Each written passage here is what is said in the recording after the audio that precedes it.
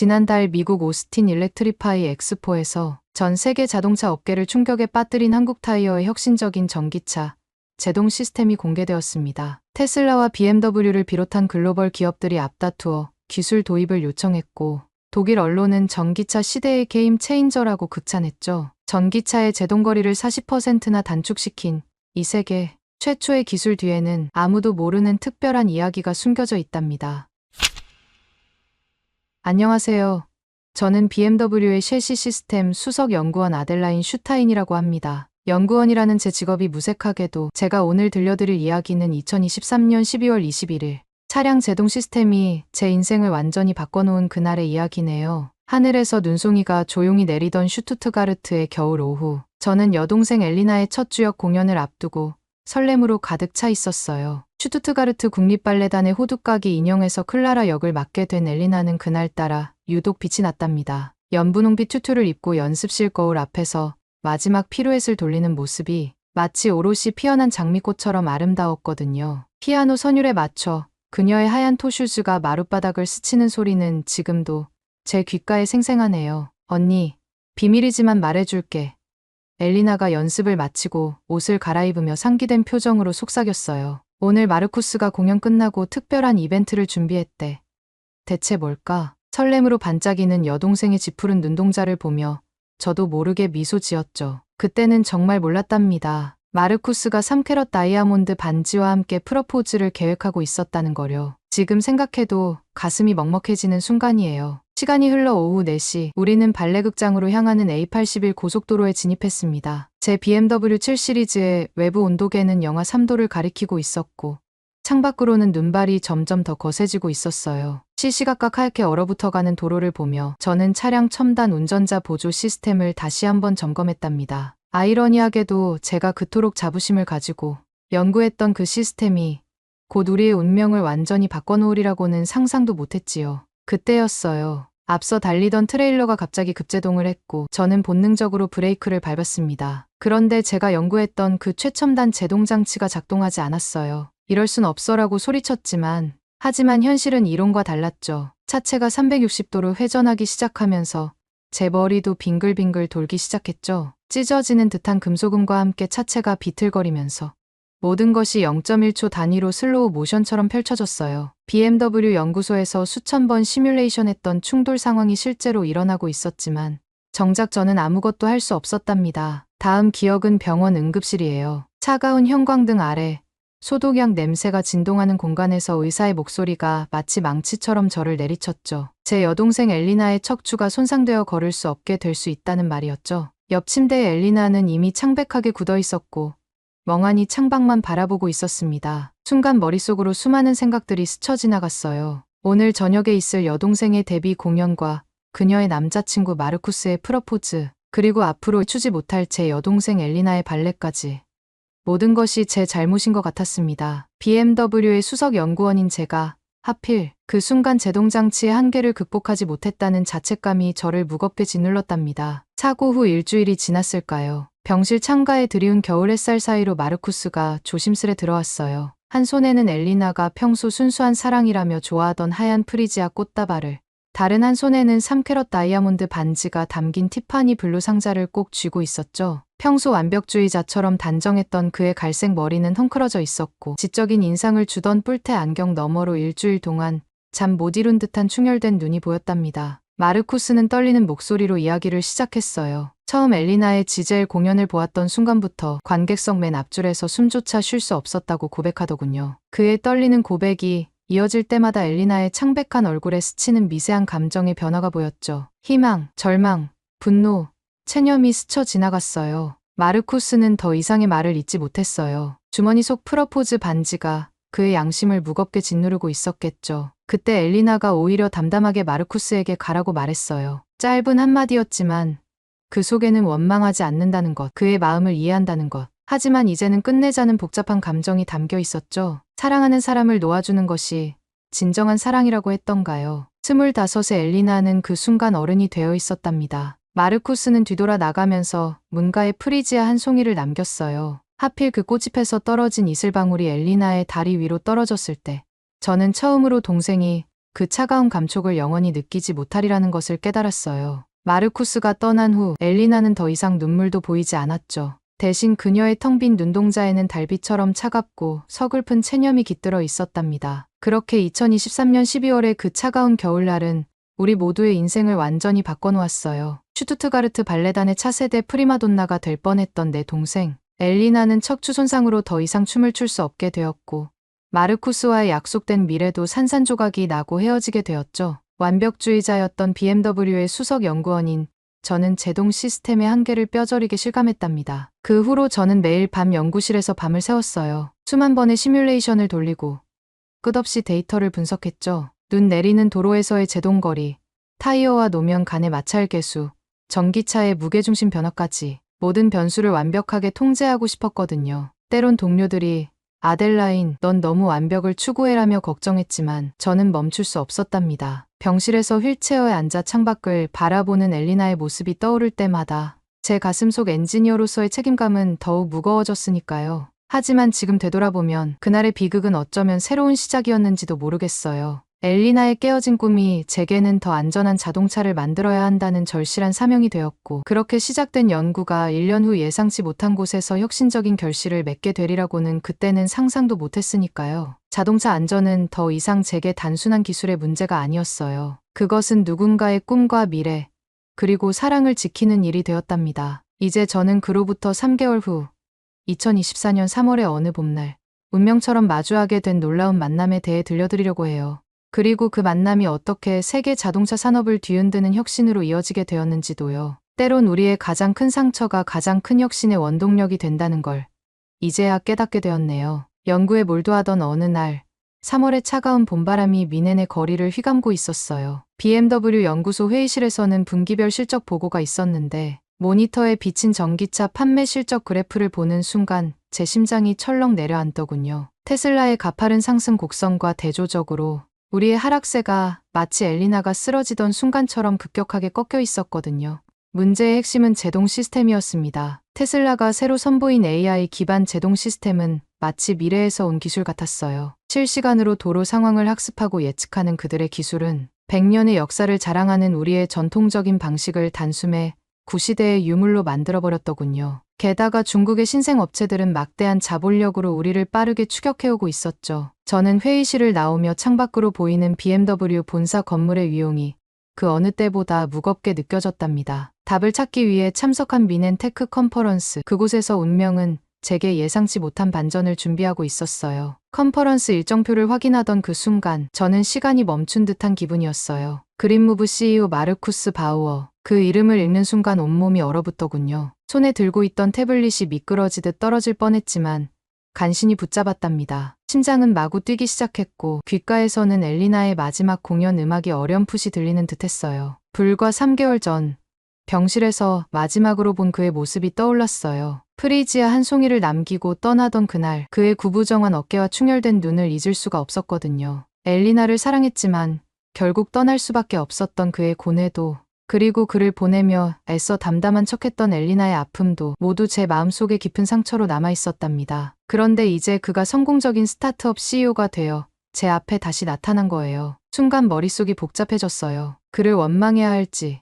축하해야 할지, 엘리나에게 이 소식을 전해야 할지 말아야 할지, 발걸음을 돌려야 하나 고민도 했지만 전문가로서의 호기심이 저를 발표장으로 이끌더군요. 발표장에서 마주친 그의 모습은 마치 다른 사람 같았어요. 흐트러졌던 갈색 머리카락은 세련되게 정돈되어 있었고 깔끔한 네이비 수트 차림이 그에게 새로운 아우라를 부여하고 있었죠. 무엇보다도 달라진 건 그의 눈빛이었어요. 슬픔에 잠겨있던 그때의 공허한 눈동자는 사라지고 이제는 강한 자신감과 결연한 의지가 빛나고 있었답니다. 더욱 놀라운 건 그의 발표 내용이었어요. 전기 택배 차량을 위한 AI 기반 제동 예측 시스템.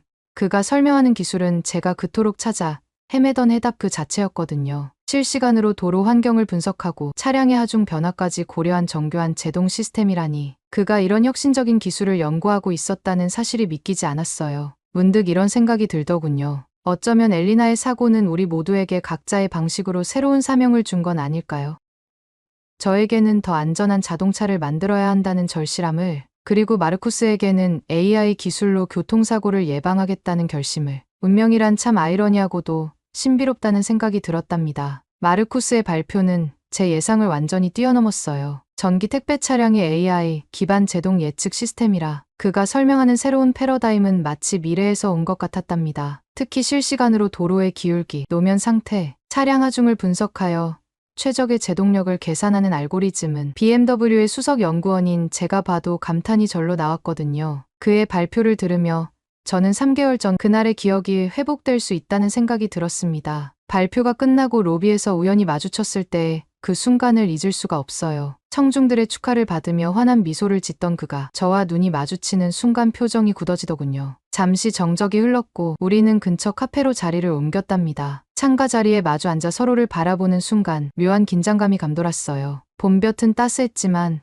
우리 사이에는 여전히 겨울의 한기가 남아있는 듯했죠. 하지만 전문가로서의 대화가 시작되자 어색함은 순식간에 사라졌어요. AI 알고리즘, 센서 기술, 제동 시스템의 미래까지 우리의 대화는 마치 샘물처럼 끊임없이 솟아났답니다. 그의 눈빛에서 저는 더 이상 엘리나의 전 남자친구가 아닌 진정한 혁신가의 모습을 발견했어요. 우리는 서로의 연구 노트를 공유하고 태블릿으로 도표를 그려가며 3시간이 넘도록 열띤 토론을 이어갔죠. 그러다 문득 엘리나 이야기가 나왔을 때였어요. 테이블 위에 놓인 커피 잔을 만지작거리던 마르쿠스의 손가락이 살짝 떨렸고 그의 숨소리가 미세하게 거칠어지더군요. 평온을 가장하려 애쓰는 모습이 역력했지만 그의 목소리에서 미세한 흔들림이 느껴졌답니다. 제가 엘리나의 근황을 전하기 시작하자 그의 눈가에 맺힌 작은 눈물방울이 봄 햇살에 반짝였어요. 엘리나가 장애인 발레 치료 프로그램에 관심을 보이고 있다는 이야기, 아직도 포기하지 않고 자기만의 방식으로 춤을 추려 노력하고 있다는 소식을 전하는 동안 제 말 한마디 한마디가 그의 마음을 파고드는 게 보였어요. 마르쿠스의 눈빛은 수천 가지 감정으로 일렁이고 있었답니다. 한때 자신이 사랑했던 발레리나가 여전히 춤을 향한 열정을 잃지 않았다는 사실에 대한 자부심, 그날 병실에서 그녀를 떠나보낼 수밖에 없었던 자신의 선택에 대한 깊은 후회, 그리고 엘리나가 자신만의 방식으로 새로운 길을 찾아가고 있다는 것에 대한 안도감이 교차하고 있었죠. 잠시 침묵이 흘렀어요. 마르쿠스는 입술을 꾹 깨물며 감정을 추스르려 애썼고 저는 그가 진정할 때까지 커피잔만 바라보았답니다. 문득 창밖으로 보이는 벚꽃 한 잎이 바람에 휘날리며 떨어지는 모습이 마치 엘리나의 마지막 공연에서 보였어야 할 그랑 주태처럼 보이더군요. 그의 떨리는 목소리로 그날의 후회를 조용히 털어놓더군요. 조금만 더 용기가 있었더라면 하는 아쉬움과 함께 이제는 자신만의 방식으로 엘리나와 같은 상처받은 이들을 돕고 싶다는 진심 어린 고백이 이어졌어요. 그래서 이 안전 기술을 개발하게 되었다는 이야기를 들으며 저도 모르게 눈시울이 붉어졌답니다. 그 순간 깨달았어요. 우리 모두가 각자의 방식으로 그날의 상처를 치유하고 있다는 것을요. 엘리나는 발레 치료로, 마르쿠스는 AI 기술로, 그리고 저는 더 안전한 자동차를 만드는 것으로. 이렇게 우리는 서로 다른 길에서 같은 꿈을 향해 달려가고 있었던 거죠. 감정이 가라앉을 무렵 우리의 대화는 자연스럽게 기술적인 협력 가능성으로 이어졌어요. 마르쿠스의 혁신적인 AI 기술과 BMW가 100년간 쌓아온 자동차 기술이 만난다면 테슬라를 뛰어넘는 획기적인 변화를 만들어낼 수 있을 것 같았거든요. 게다가 이 기술이 실현된다면 엘리나처럼 교통사고로 상처받은 이들에게도 새로운 희망이 될 수 있을 거란 생각에 가슴이 설렜답니다. 일주일 후 BMW 본사 이사회 회의실은 그 어느 때보다 긴장감이 감돌았어요. 저는 떨리는 마음을 진정시키며 프레젠테이션을 시작했죠. 마르쿠스의 AI 기술과 우리의 제동 시스템을 접목한 새로운 비전을 설명하는 동안 이사진들의 표정이 계속 변화하는 게 보였어요. 처음에는 회의적이던 눈빛들이 테슬라와의 기술 격차를 보여주는 그래프를 보며 점차 심각해졌고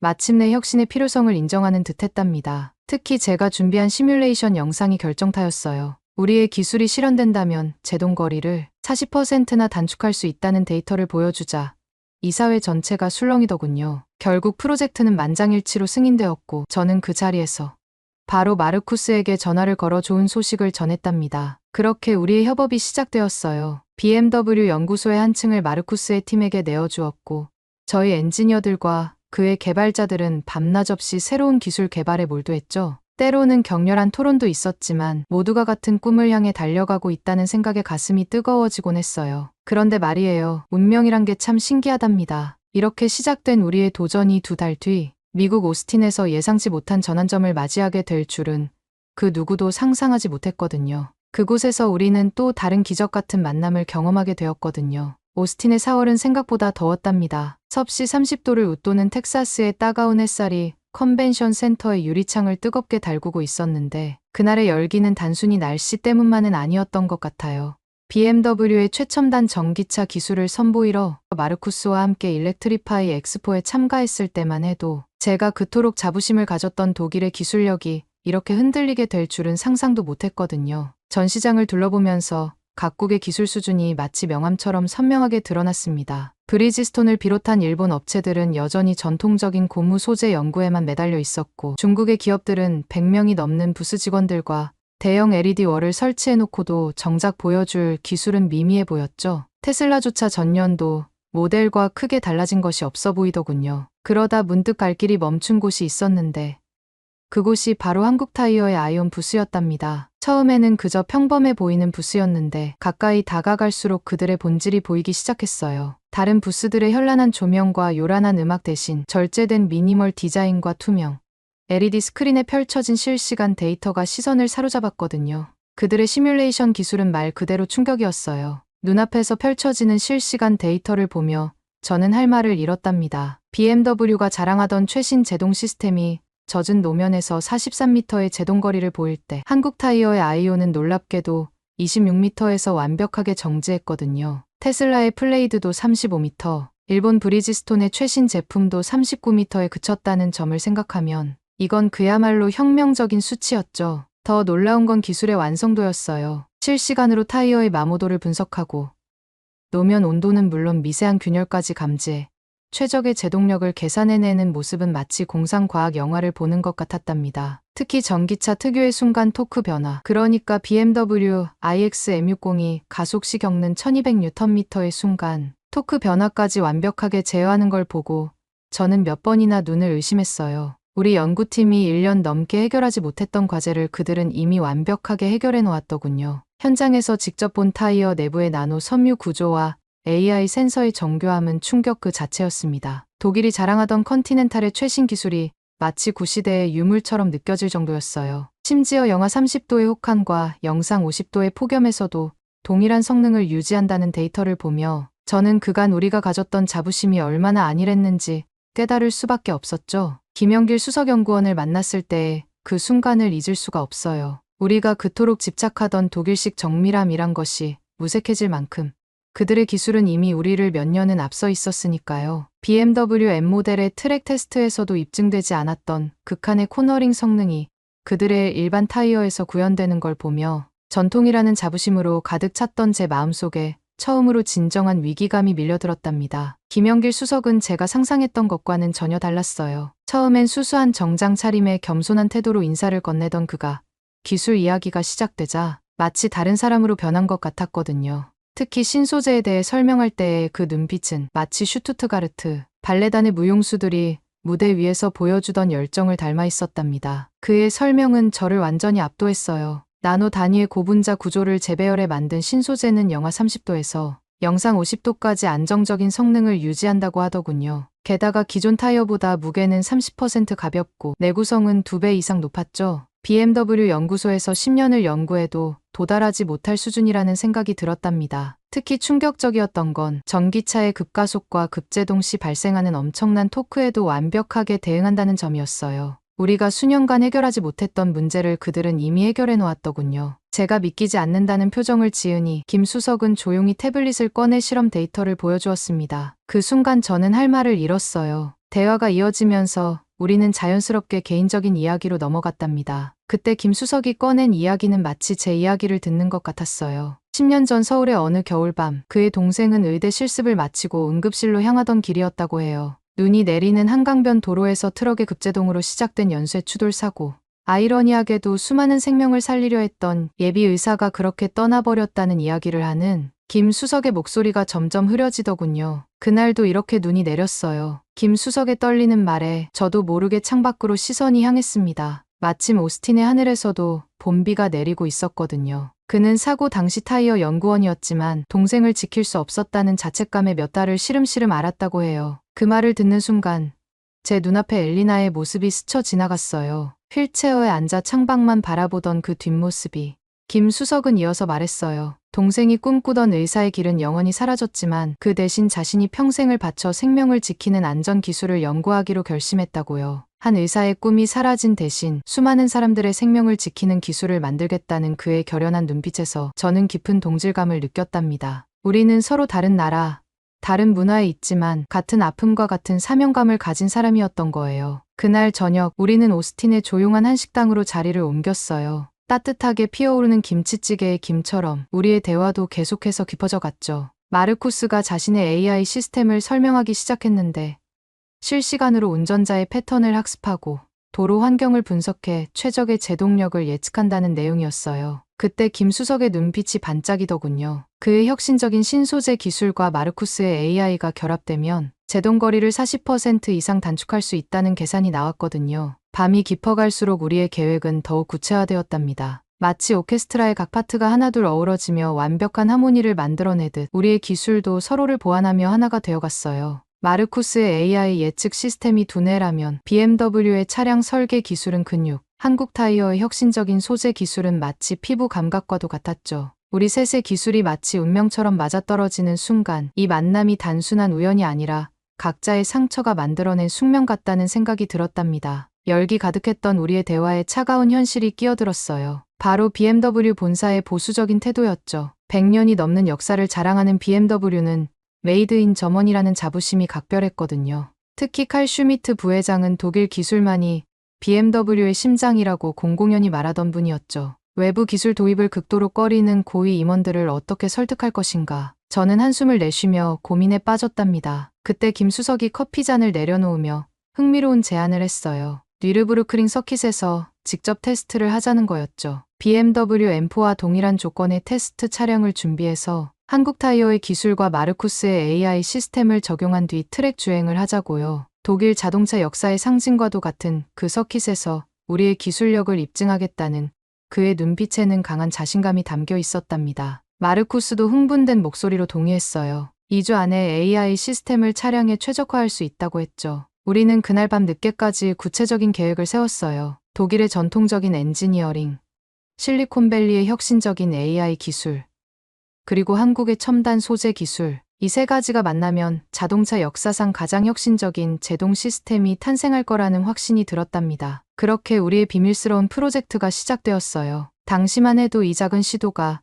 전 세계 자동차 산업의 패러다임을 완전히 바꿔놓게 될 줄은 아무도 몰랐죠. 이제 제가 다음 챕터에서 들려드릴 이야기는 우리가 불가능을 어떻게 현실로 만들었는지, 그리고 그 과정에서 맞닥뜨린 예상치 못한 반전들에 관한 것입니다. 2024년 10월 15일 미넨의 가을 하늘은 유난히 높고 청명했답니다. 시험주행장에는 전 세계 40개국의 미디어들이 운집해 있었고 긴장감 때문인지 공기마저 차갑게 느껴졌어요. CNN, BBC를 비롯한 글로벌 미디어들이 BMW와 한국 타이어의 혁신적 도전이라는 제목으로 실시간 중계를 준비하고 있었고 특히 일본과 독일의 자동차 전문지 기자들의 표정이 심상치 않더군요. 우리는 최악의 조건을 완벽하게 재현했습니다. 시험주행장의 한쪽은 빗물을 뿌려 0.1mm의 수막을 형성했고 다른 한쪽은 영하 15도의 온도로 블랙아이스를 만들었죠. 게다가 인공 안개까지 발생시켜 시야를 5m 이내로 제한했어요. 테슬라의 자율주행 테스트도 도요타의 안전성 평가도 감히 시도하지 못했던 극한의 환경이었답니다. 미쉐린과 브리지스톤이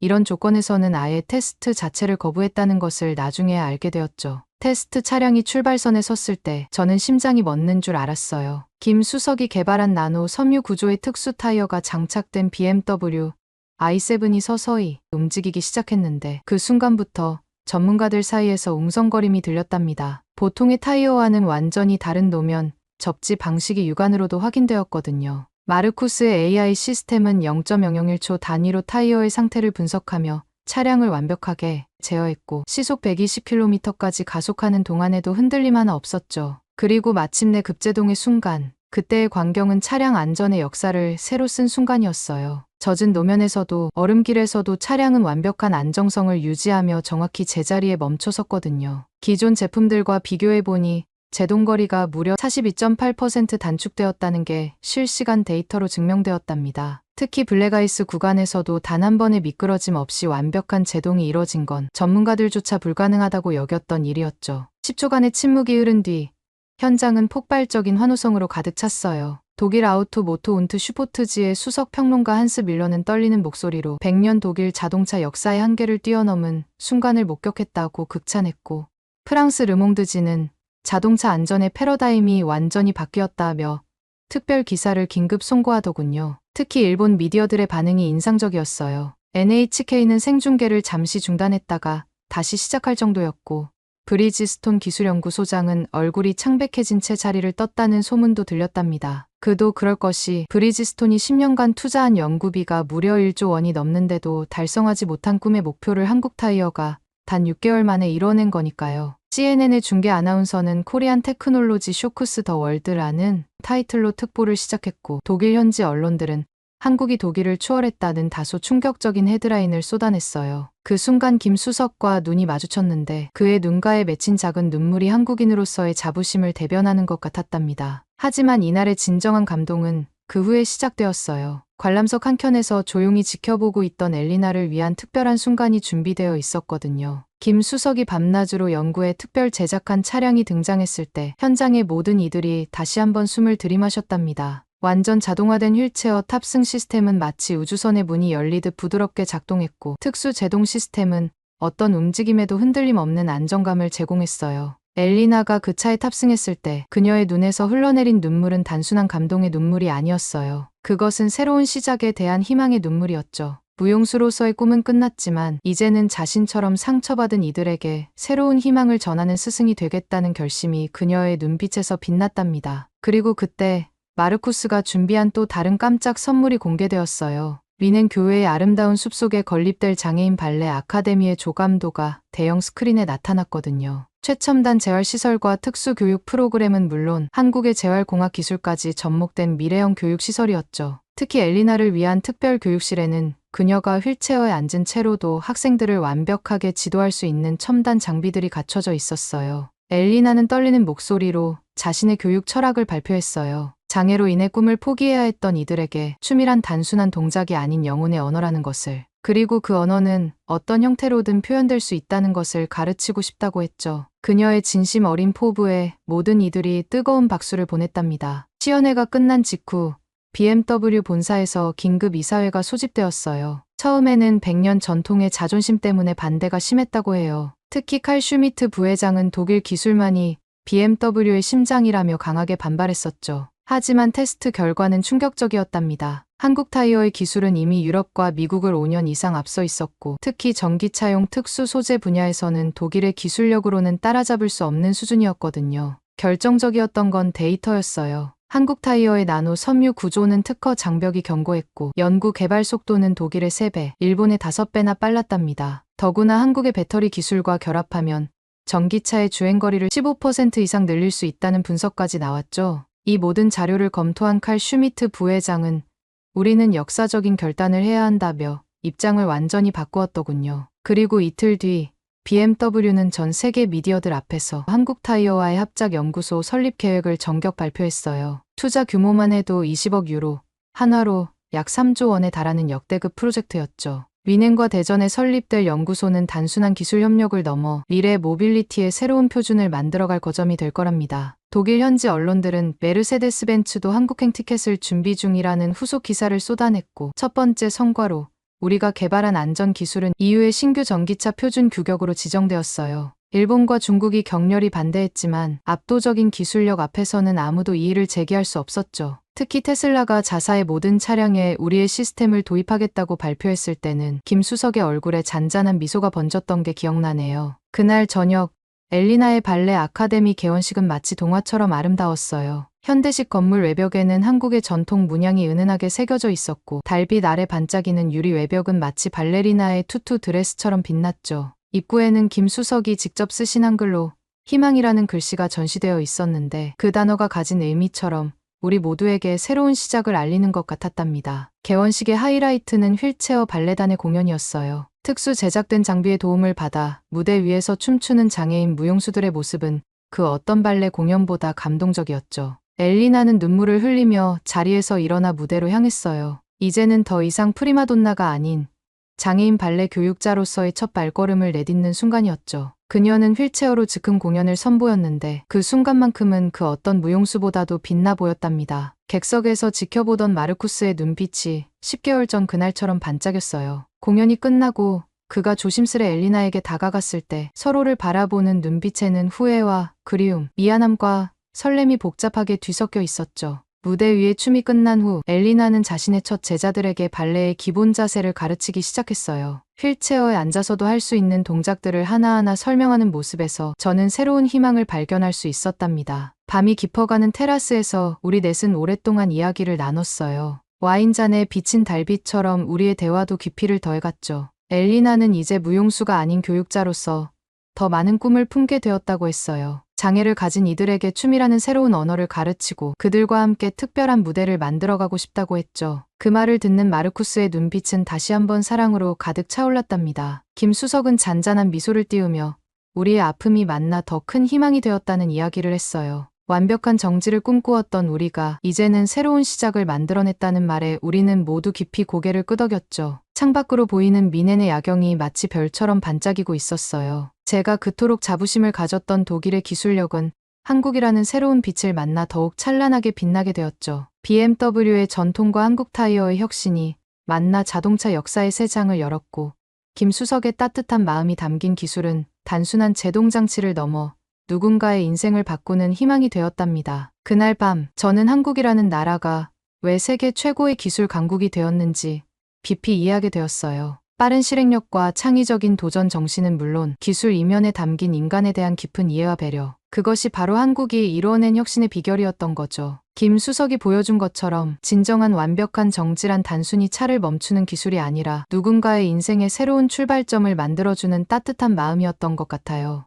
이제 우리의 이야기는 새로운 장을 향해 달려가고 있어요. 한국 타이어가 이끄는 혁신적인 기술이 만들어낼 더 안전한 세상을 향해 김 수석의 마음이 담긴 특수 장비들로 엘리나와 그녀의 제자들이 그려낼 새로운 무대를 향해 그리고 한국과 독일이 함께 꿈꾸는 더 따뜻한 미래를 향해 우리는 지금 다시 완벽한 시작점에 서 있답니다. 그리고 이 모든 시작은 한국이라는 작지만 위대한 나라가 있었기에 가능했던 것 같네요. 오늘 사연은 여기까지입니다. 어떻게 들으셨나요? 오늘 사연이 재미있으셨다면 구독 버튼 한 번만 눌러주세요. 저는 더 좋은 사연으로 찾아뵐게요. 감동도서관이었습니다. 감사합니다. 서울 중구 소공동 황구단이 있던 자리에 1914년 문을 연 조선호텔이 올해로 110주년을 맞았습니다. 한 세기가 넘는 세월 동안 이 호텔은 우리나라 근현대사의 무언의 증인이었죠. 그런데 올해 놀라운 이야기가 밝혀졌어요. 1948년 조센호텔로에서 조선호텔로 이름이 바뀌던 날 우리가 몰랐던 또 다른 역사가 시작되고 있었거든요.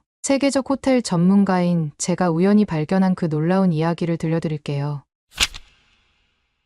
인천공항에 내린 순간 서울의 가을이 저를 반겼어요. 하늘은 한 폭의 동양화처럼 맑고 청명했고 도로변을 따라 늘어선 은행나무들은 황금빛으로 물들어 있었죠. LA에서만 살아온 제게는 모든 것이 새롭고 신선했답니다. 안녕하세요. 저는 세계 호텔 전문가로 일하고 있는 디나 페리스라고 해요. 35년 인생의 절반을 호텔과 함께 보냈다고 해도 과언이 아니죠. 할아버지는 미국 호텔업계의 1세대로 뉴욕 플라자 호텔의 총지배인을 지내셨거든요. 어린 시절부터 호텔은 제 놀이터였고 지금은 포시즌스 호텔 브랜드 전략 담당 이사로 일하고 있답니다. 두바이 버즈 알 아랍의 황금빛 화려함도 파리 리츠의 우아한 자태도 제게는 그저 평가 대상이었을 뿐이에요. 매년 50여 개의 최고급 호텔을 평가하면서 감동보다는 분석이 먼저였죠. 그런데 웨스틴 조선 서울은 첫 순간부터 달랐어요. 조선호텔 정문에 들어서자 황궁의 기품 있는 자태가 가장 먼저 눈에 들어왔어요. 현대적인 호텔 외관과 고풍스러운 황궁의 조화가 마치 한 편의 수채화 같았죠. 로비로 들어서자 통유리 창을 통해 쏟아지는 가을 햇살이 대리석 바닥에 반사되어 은은한 빛을 만들어내고 있었고 전통 문양을 현대적으로 재해석한 인테리어는 마치 예술 작품을 보는 듯했어요. 환영합니다, 페리스님. 프런트 직원이 밝게 미소 지으며 말을 건넸죠. 그 순간 저는 깨달았어요. 두바이에서 경험한 과도한 친절이나 파리의 격식 있는 응대와는 전혀 다른 마치 오랜 친구를 맞이하는 듯한 따뜻함이 느껴졌거든요. 심지어 제 이름 뒤에 붙은 님이라는 호칭에서조차 특별한 정중함이 묻어났답니다. 체크인을 마치고 있을 때 우아한 발걸음으로 한 남자가 다가왔어요. 185cm의 훤칠한 키에 완벽하게 재단된 차콜 그레이 수트를 입은 그는 마치 영화 속 한 장면처럼 인상적이었죠. 검은 넥타이와 은은하게 빛나는 커프스 단추까지 그의 모든 것이 세련되어 보였어요. 홍보팀 과장이라고 자신을 소개한 남광일 씨는 깊이 있으면서도 부드러운 목소리로 저를 맞이했어요. 특히 영어와 한국어를 자유자재로 구사하는 모습이 인상적이었죠. 110년의 역사가 담긴 호텔을 직접 안내하고 싶다는 그의 제안에는 묘한 설렘이 담겨 있었어요. 마치 비밀스러운 모험을 제안하는 것 같았달까요? 투어는 정말 특별했어요. 남광일 과장은 단순히 시설을 설명하는 것이 아니라 각 공간에 숨겨진 이야기들을 들려주었죠. 1920년 히로히토 황태자가 머물렀던 스위트룸부터 한국전쟁 당시 이곳이 유엔군 사령부로 사용되었던 역사까지 그의 설명은 마치 타임머신을 타고 과거로 여행하는 것 같았어요. 특히 놀라웠던 건 정서비스였어요. 일본 제국 호텔에서 경험했던 형식적인 공손함이나 파리 리츠의 과도하게 격식 있는 서비스와는 전혀 달랐죠. 투숙객의 생일뿐만 아니라 가족 관계까지 기억하고 심지어 제가 평소 즐기는 나파밸리 카베르네 소비뇽까지 준비해 두었더라고요. 남광일 과장은 이것이 바로 한국의 정이라고 설명했어요. 고객을 단순한 투숙객이 아닌 가족처럼 생각하는 마음이라고요. 20년 가까이 호텔 업계에 있었지만 이런 서비스는 처음이었기에 저도 모르게 깊이 공감하며 고개를 끄덕이고 있었답니다. 호텔 역사관은 은은한 조명 아래 시간이 멈춘 듯한 공간이었어요. 전시된 수많은 흑백 사진들을 하나하나 살펴보던 중 갑자기 제 심장이 멈춘 듯한 순간이 찾아왔죠. 1948년이라고 적힌 사진 속 미군정 장교 복장을 한 남자의 옆모습. 처음에는 그저 스쳐 지나가려 했는데 왠지 모를 기시감에 다시 돌아보게 되었어요. 순간 온몸에 전율이 흘렀답니다. 할머니 댁 벽난로 위에서 보았던 그 사진 속 얼굴 분명 제 증조할아버지였어요. 어떻게 이런 일이. 가슴이 터질 듯한 심장 박동 소리가 귓가에 울렸죠. 더욱 놀라웠던 건 사진 아래 붉은 잉크로 꾹꾹 눌러 쓴 메모였어요. 호텔 이름 변경 프로젝트 최우선 기밀이라는 글자가 선명했죠. 제 가문의 역사와 이 호텔이 어떤 연관이 있는 걸까요? 참을 수 없는 호기심과 궁금증으로 사진을 자세히 들여다보고 있을 때 갑자기 등 뒤로 누군가의 기척이 느껴졌어요. 처음에는 다른 관람객이려니 했는데 왠지 모를 날카로운 시선이 계속 느껴지더군요. 불안한 마음에 고개를 돌렸더니 세련된 검은색 슈트를 차려입은 일본인 남성 둘이 제 모습을 예의주시하고 있었어요. 특히 한 사람은 저보다는 제가 보고 있던 사진에 더 관심이 있어 보였죠. 그의 손에 들린 수첩에는 뭔가를 빠르게 메모하고 있었고 안경 너머로 보이는 눈빛은 마치 정보 요원 같은 날카로움이 있었어요. 그들이 우연히 이곳에 온 관광객은 아닌 것 같다는 직감이 들었죠. 제 할아버지 사진에 관심이 있는 건지 조선호텔에 관심이 있는 건지 도통 알 수가 없었습니다. 이 사진에 관심이 있으신가요? 제가 사진을 가리키며 물었더니 그들은 서로 눈빛을 교환하더니 아무 말 없이 자리를 떠났어요. 그때 남광일 과장이 다가와 작은 목소리로 말을 건넸죠. 증조할아버지와 관련된 더 자세한 자료들이 국가기록원에 있을 거라고요. 특히 8년 호텔 이름이 바뀌던 시기의 문서들이 최근에 비밀 해제되었다는 거예요. 게다가 그 시기에 미군정 장교들의 활동 기록도 있다고 하더군요. 순간 가슴이 두근거렸어요. 지금까지 한 번도 들어본 적 없던 증조할아버지의 이야기 그리고 그가 이 호텔과 어떤 관련이 있었는지 모든 것이 미스터리였죠. 남광일 과장의 제안에 망설일 이유가 없었어요. 호텔 평가 전문가로서 전 세계를 다녔지만 이렇게 미스터리한 이야기 속으로 빠져든 건 처음이었어요. 이제 제가 평가자가 아닌 탐험가가 되어야 할 것 같네요. 110년 역사 속에 숨겨진 비밀을 찾아가는 여정이 시작된 거죠. 이른 아침, 서울의 하늘은 청명했지만 제 마음은 어제의 흔적으로 가득했답니다. 남광일 과장의 차에 오르면서도 증조할아버지의 사진이 자꾸만 떠올랐네요. 그분이 미군정 장교로서 이 땅을 밟았다는 사실이 마치 오래된 퍼즐 조각을 발견한 것처럼 신기했거든요. 차 안에서 남광일 과장은 국가기록원 방문에 대해 상세히 설명해 주었어요. 웨스틴 조선 호텔의 110주년 기념 프로젝트 담당자로서 특별 열람 허가를 받았다는 거였죠. 게다가 세계적인 호텔 전문가인 제가 함께한다는 점이 설득력을 높여주었나 봐요. 국가기록원에 도착하자 한 노신사가 로비에서 우리를 기다리고 계셨답니다. 75세쯤으로 보이는 김영수 수석연구관님이었는데 진한 회색 양복에 금태 안경을 쓴 모습이 참 인상적이었어요. 특히 깊이 있는 눈빛은 마치 수십 년의 역사를 직접 본 것만 같은 무게감이 느껴졌죠. 그런데 김 연구관님의 첫 마디가 저를 놀라게 했어요. 제 증조할아버지 윌리엄 블룸에 대해 언급하시더니 1948년 당시 호텔과 관련된 중요한 인물이었다고 하시는 거예요. 심지어 그분의 아버지, 즉 제 증조할아버지께서 미군정 시절 호텔 관련 특별 임무를 맡으셨다는 이야기까지 꺼내시는데 순간 등골이 서늘해졌답니다. 제가 알던 가족사보다 이분이 더 많은 것을 알고 계신 것 같아 보였거든요. 김영수 연구관님이 꺼내놓은 낡은 가죽 바인더 속에는 제가 알지 못했던 놀라운 역사가 담겨 있었어요. 서류들을 조심스럽게 펼치시던 그분의 손가락이 미세하게 떨리는 걸 보며 이 자료들이 얼마나 중요한지 직감할 수 있었죠. 이곳은 단순한 땅이 아닙니다. 김 연구관님의 목소리에는 깊은 울림이 있었어요. 1897년 대한제국을 선포한 고종황제가 전국의 풍수, 전문가들을 모아 찾아낸 최고의 명당이 바로 이곳이었다는 거예요. 하늘과 땅의 기운이 만나는 특별한 장소였기에 황제는 이곳에 황구단을 세우고 하늘에 제사를 지냈다고 하더군요. 그런데 일제는 이런 상징성을 알고 있었던 거예요. 백두대간의 대못을 박아 민족의 혈맥을 끊으려 했던 것처럼 조선의 기상이 서린 이곳에 조센호테루를 세워 그들의 지배를 과시하려 했다는 사실에 가슴이 아팠습니다. 해방이 되었다고 해서 모든 것이 바뀐 건 아니었답니다. 김 연구관님의 말씀에 귀가 쫑긋해졌어요. 해방 직후에도 대부분의 행정 실무자들은 일제강점기의 관리들이었다고 해요. 특히 미군정은 행정의 공백을 피하기 위해 상당수의 일본인 관리들을 그대로 채용했다는 거예요. 더구나 조선호텔의 경우 여전히 일본 자본이 깊숙이 관여하고 있었죠. 그래서 호텔 이름 하나를 바꾸는 것조차 독립보다 더 어려웠다는 말이 있었어요. 김 연구관님의 말씀에 깊은 의미가 담겨 있었답니다. 문서들을 살펴보니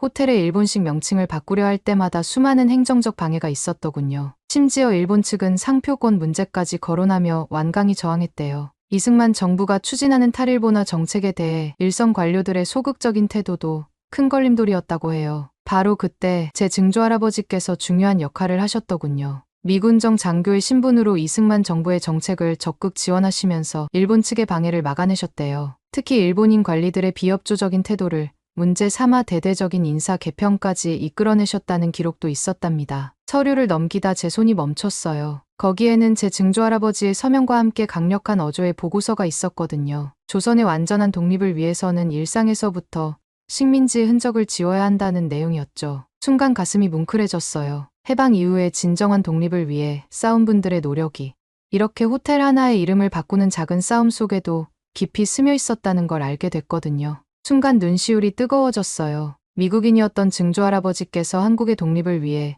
그렇게 힘써주셨다니. 그제야 이해했죠. 외할머니께서 항상 한국에 대한 특별한 애정을 가지고 계셨는지를. 증조할아버지의 용기에 감동받아 있던 그때 갑자기 복도에서 발소리가 들려왔어요. 차분한 리듬의 구두 소리, 그리고 낮은 목소리로 일본어를 주고받는 소리. 고개를 돌리자 어제 호텔 역사관에서 보았던 그 일본인들이 서 있더군요. 이번엔 뭔가 달랐어요. 그들의 눈빛에서 날카로운 저기가 느껴졌죠. 특히 앞에 선 남자는 우리가 보고 있던 문서들을 뚫어져라 쳐다보고 있었어요. 마치 오랫동안 찾아 헤매던 것을 발견한 사냥꾼의 눈빛 같았달까요? 그 순간 놀라운 광경을 목격했어요. 남광일 과장의 모습이 순식간에 바뀌었거든요. 방금 전까지 부드러웠던 그의 태도는 온데간데 없고 마치 특수 훈련을 받은 요원처럼 신속하고 정확한 동작으로 문서들을 정리하기 시작했어요. 김 연구관님도 침착하게 상황을 장악하시더군요. 해리스 씨, 이쪽으로 오시죠. 남광일 과장의 목소리에는 이전에 없던 단단한 힘이 실려 있었어요. 그때였죠. 문득 깨달았어요. 이 모든 상황이 우연이 아니라는 걸. 남광일 과장도 김 연구관님도 어쩌면 이 순간을 예상하고 있었던 건 아닐까 하는 생각마저 들었습니다. 한 호텔의 역사를 평가하러 왔다가 제 가문의 비밀과 한국 현대사에 숨겨진 이야기 속으로 빠져들고 있었어요. 이제 돌아갈 수 없을 것 같은 예감이 들었답니다. 국가기록원을 급하게 빠져나오면서 증조할아버지의 구체적인 활동이 궁금해졌어요. 남광일 과장에게 물어보자 그는 잠시 생각에 잠기더니 그 시절을 직접 겪으신 분을 만나보는 게 어떻겠냐고 제안했답니다. 남산 근처의 오래된 한옥 찻집으로 향하는 동안 남광일 과장은 우리가 만날 분에 대해 설명해 주었어요. 박인화 전 지배인님은 1948년 당시 호텔 식음료부 견습사원으로 시작해서 훗날 지배인까지 지내신 분이라고 했죠. 특히 제 증조할아버지와 자주 대화를 나누셨다는 말에 가슴이 설렜답니다. 한옥 대문을 열고 들어서자 고즈넉한 마당에 한 노신사가 앉아 계셨어요. 90세의 박인화 전 지배인님은 흰머리에 깊은 주름이 있었지만 눈빛만큼은 호기심 많은 청년 같았답니다. 곱게 다린 한복을 입고 계시는 모습이 한 폭의 그림처럼 보였죠. 저를 보시자마자 박 전 지배인님의 눈시울이 붉어졌어요.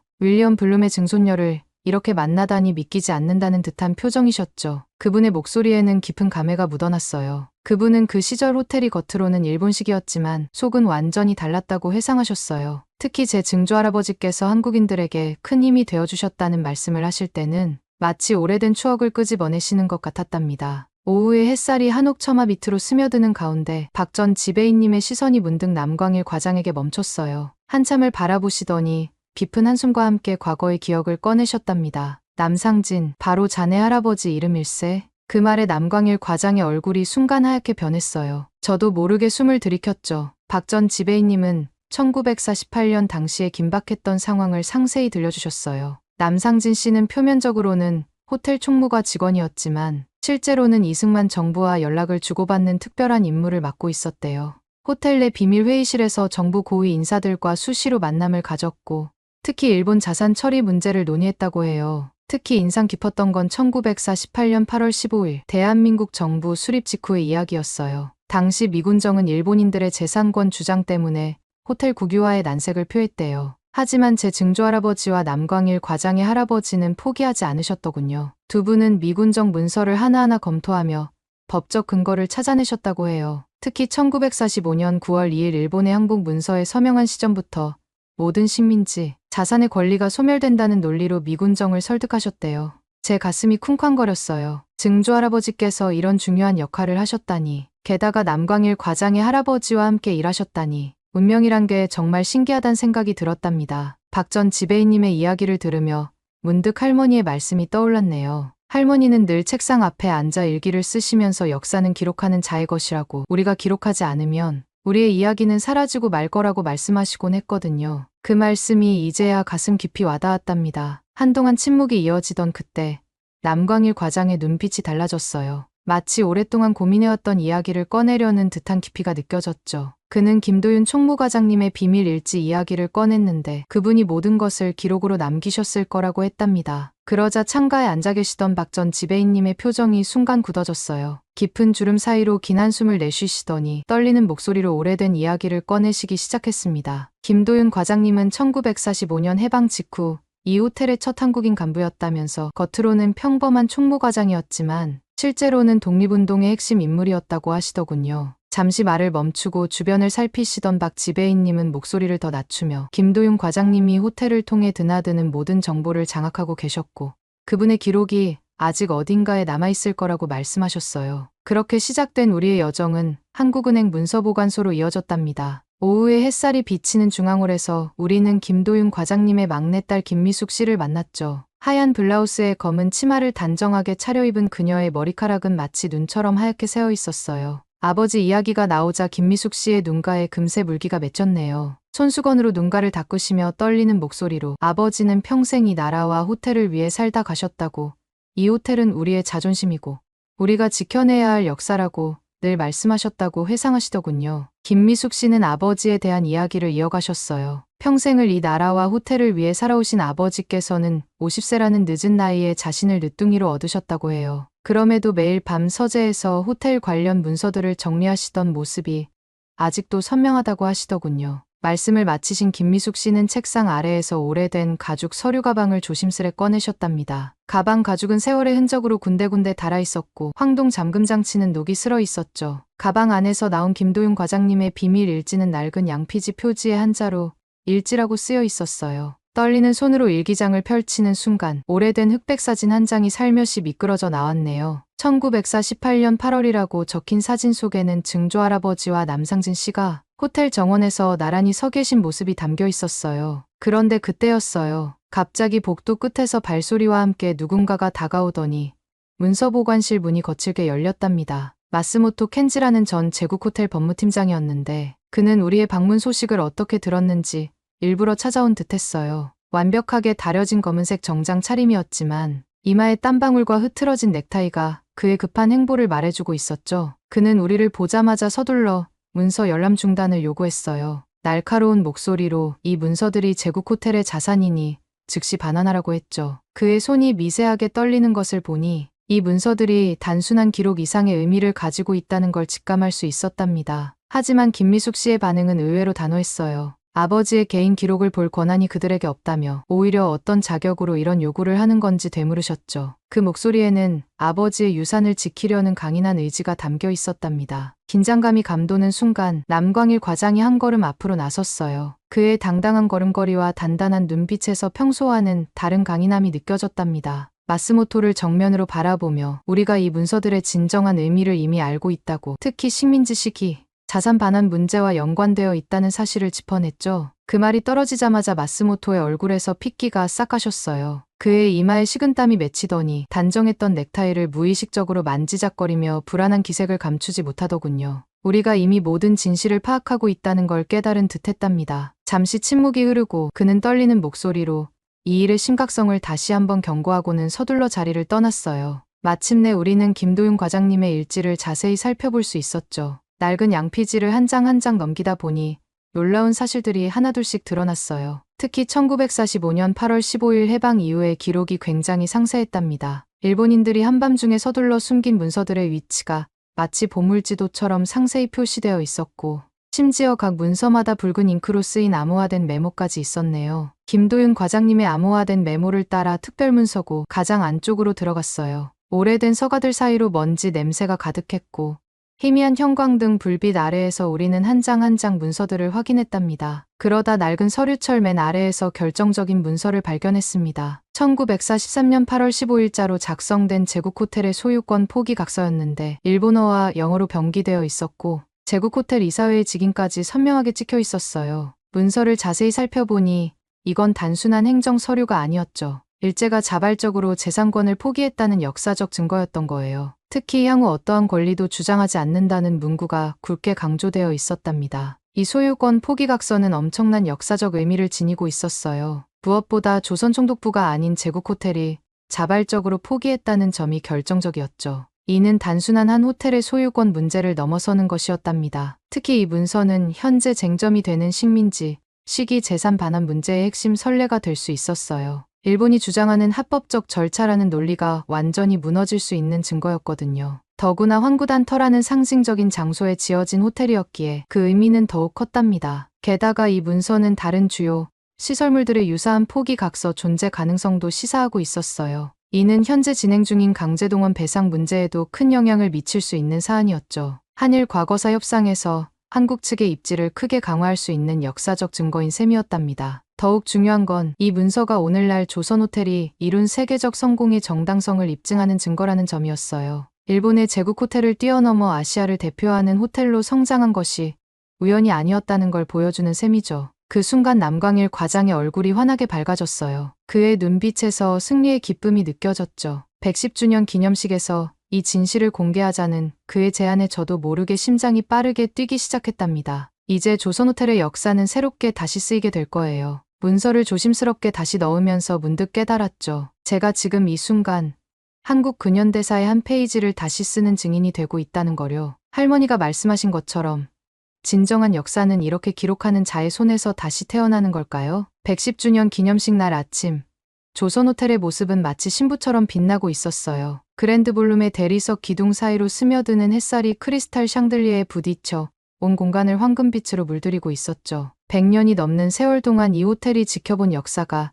이 찬란한 빛 속에 고스란히 담겨 있는 것만 같았답니다. 로비에 들어서자 할머니께서 저를 기다리고 계셨어요. 평소 우아한 자태를 잃지 않으시던 할머니가 그날은 마치 소녀처럼 가벼운 발걸음으로 달려오시는 모습에 저도 모르게 미소 짓게 되었네요. 할머니의 눈빛에서는 설렘과 긴장감이 동시에 묻어났는데 마치 오래전 증조할아버지의 모습을 보는 것만 같았답니다. 어제 발견한 소유권 포기 각서를 꺼내 보여드리자 할머니의 눈시울이 붉어졌어요. 떨리는 손으로 서류를 쓰다듬으시더니 작은 가죽 가방에서 오래된 편지 한 통을 꺼내셨죠. 증조할아버지께서 남기신 편지였는데 갈색으로 변색된 종이에는 조선의 완전한 독립과 호텔의 찬란한 미래를 바라는 간절한 마음이 담겨 있었답니다. 바로 그때 남광일 과장이 긴급한 발걸음으로 다가왔어요. 야마구치 켄 제국호텔 회장이 기념식장에 도착했다는 소식이었죠. 순간 공기가 얼어붙는 듯했지만 할머니는 오히려 더욱 단단한 눈빛으로 편지를 꾹 쥐셨어요. 우리 모두의 마음속에는 같은 생각이 들었답니다. 75년 전 증조할아버지께서 지키고자 하셨던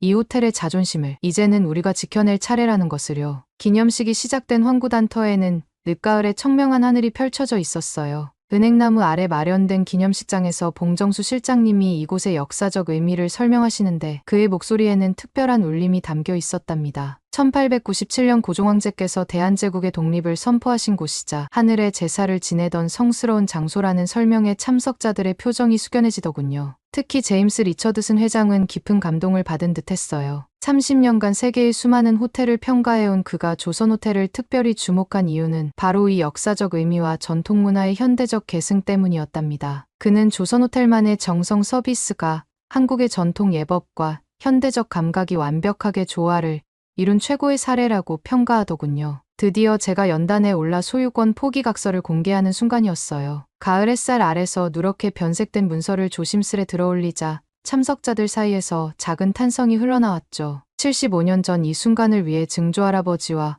김도윤 과장님이 목숨을 걸고 지켜낸 진실이 제 손에 있다는 생각을 하니 시간이 멈춘 것 같았어요. 먼저 이 문서가 지닌 의미를 설명드렸답니다. 단순한 소유권 포기가 아닌 일제의 자발적 재산 포기를 증명하는 역사적 증거라는 점, 특히 강제동원 배상 문제에서 중요한 선례가 될 수 있다는 사실을요. 청중들의 숨소리가 점점 깊어지는 게 느껴졌죠. 그리고 이 문서가 발견된 장소 바로 이황구단 터의 의미도 강조했어요. 대한제국의 자주독립 의지가 깃든 이곳에서 일제가 스스로 물러났다는 증거를 발견했다는 사실에 참석자들의 눈빛이 달라지더군요. 특히 세계호텔협회의 리처드슨 회장은 이 역사적 승리가 오늘날 조선호텔의 세계적 성공으로 이어졌다며 깊이 공감해 주었답니다. 한국 전통의 정성 서비스가 세계 최고 수준으로 인정받게 된 배경에는 이런 자존심과 투쟁의 역사가 있었다는 거죠. 야마구치 회장이 창백한 얼굴로 자리를 떠났을 때 할머니는 눈물을 흘리시며 제 손을 꼭 잡으셨어요. 이제 더 이상 숨기거나 부정할 수 없는 진실이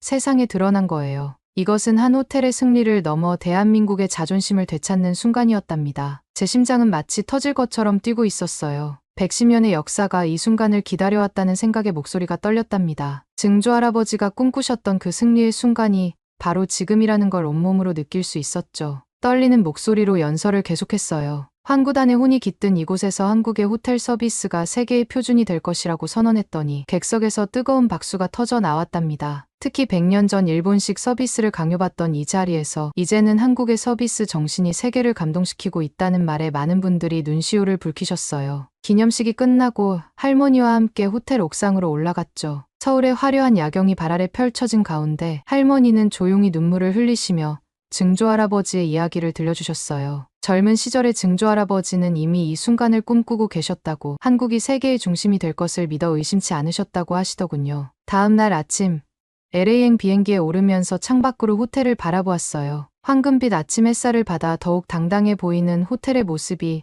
마치 증조할아버지의 미소 같았답니다. 이제 저는 세계 호텔 평가단장으로서 새로운 사명을 가지게 됐어요. 한국의 호텔 서비스가 얼마나 위대한지, 그 속에 담긴 자부심의 역사가 얼마나 깊은지를 전 세계에 알리는 것. 그것이 바로 제가 이어받은 새로운 100년의 시작인 거죠. 오늘 사연은 여기까지입니다. 어떻게 들으셨나요? 오늘 사연이 재미있으셨다면 구독 버튼 한 번만 눌러주세요. 저는 더 좋은 사연으로 찾아뵐게요. 감동도서관이었습니다. 감사합니다.